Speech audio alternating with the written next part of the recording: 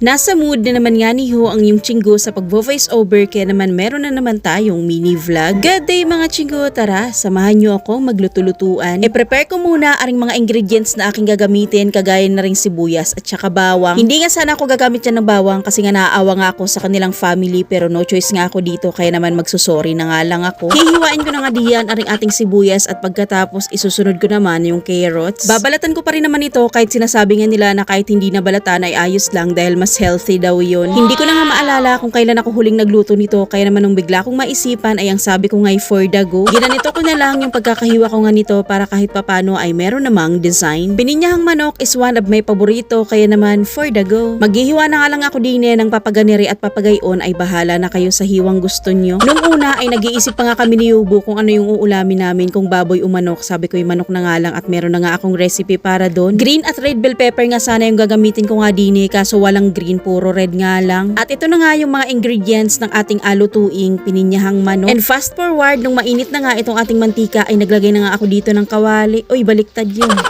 Pagkagisa ko nga diyan ng bawang at saka sibuyas ay sunod ko namang inilagay aring manok. Halagang 100 nga lang ang binili ko nga dine para pasok sa ating budget. Hinalo ko nga lang ito ng kaunti at pagkatapos ay sunod ko namang inilagay aring ating paminta, asin at mga seasonings. Syempre kapag naglalagay nga tayo dito ng mga condiments, hindi po pwedeng hindi natin nahaluin kaya naman hinalo-halo ko na nga muna ito diyan at pagkatapos nilagay ko nga aring red bell pepper. Sunod ko namang inilagay dito aring pineapple tidbits. Kung meron namang kayong pinya sa inyong pamamahay ay mas maganda nga yun. Inilagay ko na nga rin dito yung sabaw ng ating pinya para mas malasa. Pagkatapos naglagay na nga rin ako dito ng chicken cubes at tubig. Mabilis lang naman maluto aring manok kaya naman isinabay ko na nga diyan aring carrots para sabay nga silang lumambot. Kung gusto naman ninyong iprito aring carrots ay ayos lang naman. Hinalo-halo ko na nga muna itong mabuti at maya-maya pa ay tatakpan ko na nga muna ito. Pakukuluan ko na nga muna ito hanggang sa lumambot aring manok at saka yung carrots. Pagkalipas ng 1 taong pagpapakulo sa wakas ay lumambot na nga aring ating manok at saka yung carrots. 1 taon?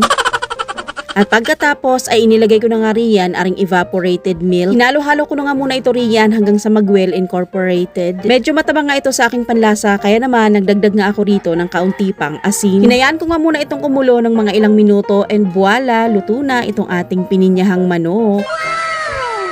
Pagkaluto nga nito ay nagyakag nga agad si Yubo, nakakain na nga agad kami kaya naglagay na nga ako din sa mangkok. Gravy talaga, amoy pa lang talaga namang ulam na. Gravy, ano yun, sausawan?